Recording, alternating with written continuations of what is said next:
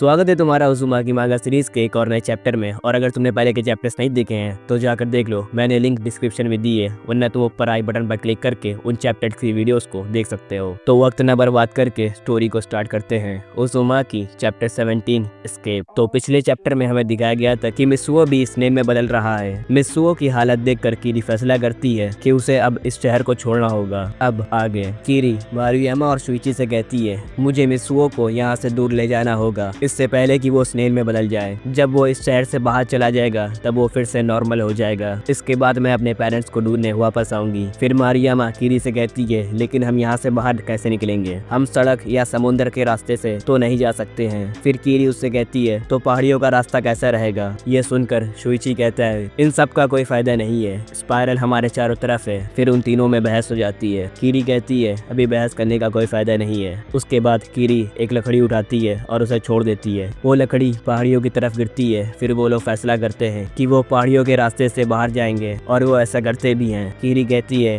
हम यहाँ ऊपर से देखते हैं तो हमें रो हाउस के अलावा कुछ नहीं दिख रहा है। फिर मित्सुओ कीरी से कहता है, हे क्या तुमने नोटिस किया, सारे रो हाउस का फेस ड्रैगन फ्लाई तालाब की तरफ है। तभी मारुयामा कहती है, उधर देखो। फिर हमें दिखाया जाता है कि एक रो हाउस के अंदर से बहुत तेज हवा आ रही है। मारुयामा कहती है कि ये हवा उस आदमी की तरफ से आ रही है जो घर की छत पर लकड़ियां ठोक रहा है, और वो बंदा कोई और नहीं बल्कि तानीजाकी होता है। तानीजाकी उन्हें देख लेता है और वो उनसे चिल्लाकर कहता है, हे क्या तुम लोग यहाँ से भागने की कोशिश कर रहे हो? जब तुम लोग यहाँ वापस आओगे तब तक मेरा काम पूरा हो चुका होगा और तुम्हारे लिए यहाँ बहुत सी जगह होगी। फिर सीन बदलता है और वो फिर से मनहूस सायरन बजता है। वो सायरन की आवाज उन चारों के कानों में चुभती है। कीरी बताती है कि तूफान के बाद से बिजली बंद हो गई थी, लेकिन फिर भी सायरन बज रहा था और ये आवाज बहुत तेज थी, मानो जैसे कि कैदियों के भागने का संकेत हो। वो लोग जंगल की ओर बढ़ते हैं तो वो देखते हैं कि पूरे जंगल के पेड़ पौधे सब स्पाइरल में बदल गए हैं और वो देखने में काफी अजीब लग रहे हैं। वो थोड़ा आगे बढ़ते हैं तो उन्हें कुछ और भी लोग मिलते हैं जो और कोई नहीं बल्कि पिछले चैप्टर वाले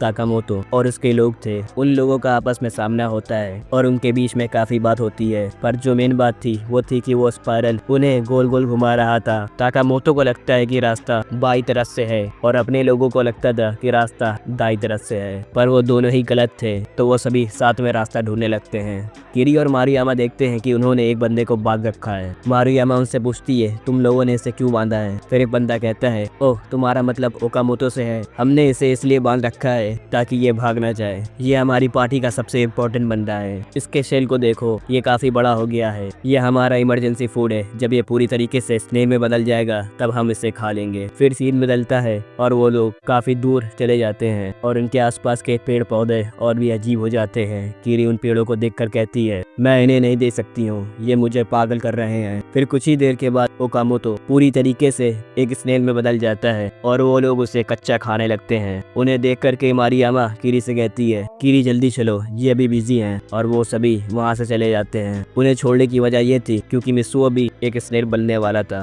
और उन्हें लगता था कि वो लोग मित्सुओ को भी खा जाएंगे, इसलिए उन्होंने उनका साथ छोड़ दिया। मूविंग ऑन, वो लोग रास्ता भटक जाते हैं। शुइची कहता है, मैंने पहले ही कहा था कोशिश करना बेकार है, स्पाइरल हमारे चारों तरफ है और हमारे अंदर भी। फिर मारुयामा कहती है, मैं पेड़ के स्टंप को देखकर नॉर्थ की दिशा बता सकती हूँ। वो सभी एक पेड़ के स्टंप को देखते हैं, लेकिन जब शुइची उस स्टंप को देखता है तो उसे देखकर वो हैरान हो जाता है क्योंकि उसे उसमें उसके फादर नजर आ रहे थे। वो उससे कह रहे थे, शुइची मेरे साथ स्पाइरल में जुड़ जाओ। ये देखकर शुइची बहुत डर जाता है। कीरी उसे शांत कराती है और कहती है, ये बस तुम्हारा वहम है। फिर सीन बदलता है और मारुयामा कहती है, हम बहुत धीरे चल रहे हैं, ऐसा लग रहा है कि टाइम हमें पीछे छोड़ रहा है। वैसे टाइम क्या हुआ है? मारुयामा अपनी घड़ी को देखती है, पर उसकी घड़ी भी स्पाइरल की वजह से खराब हो गई थी। दूसरी तरफ पीछे बैठकर मित्सुओ घास खा रहा था। कीरी उससे कहती है, मित्सुओ ये पत्ते तुम्हारे लिए ठीक नहीं है और अगर तुम थक गए हो तो मैं तुम्हें उठा लेती हूँ। फिर वो देखते हैं कि उनकी तरफ कुछ लोग आ रहे हैं और वो लोग वही ताकामोतो और उसके दोनों बंदे थे। ताकामोतो उनसे कहता है, तो हम दोबारा मिल गए, तुम लोगों ने हमें छोड़ा क्यों था? मारुयामा उसे कहती है, हम बस खो गए थे। साकामोतो की नज़र मित्सुओ पर पड़ती है। वो कहता है उसकी पीठ को क्या हुआ, ये देखने में सूजी हुई लग रही है। तभी मारियामा घबरा कर कहती है ये इस वजह से कि इसने बैकपैक टांगा हुआ है। फिर एक दूसरा आदमी कीरी से कहता है तुम थक गई हो, इसे मुझे दे दो, मैं इसे उठा लेता हूँ। पर कीरी उसे मना कर देती है, पर वो फिर भी उसके पीछे पड़ जाता है। ये देखकर शुइची मित्सुओ को उठा लेता है। वो लोग कुछ ही दूर पहुंच पाते हैं कि तभी मित्सुओ भी स्नेल में बदल जाता है। ये देखकर साकामोतो कहता है मुझे पता था, अब हम इसे भी खा जाएंगे। ये सुनकर वो सभी मित्सुओ को लेकर भागने लगते हैं। वो लोग टाउन की दूसरी तरफ पहुंच जाते हैं। कीरी मित्सुओ को चट्टानों के रास्ते से जाने को कहती है, पर वो उसे छोड़कर नहीं जा रहा होता है। पर जैसे जैसे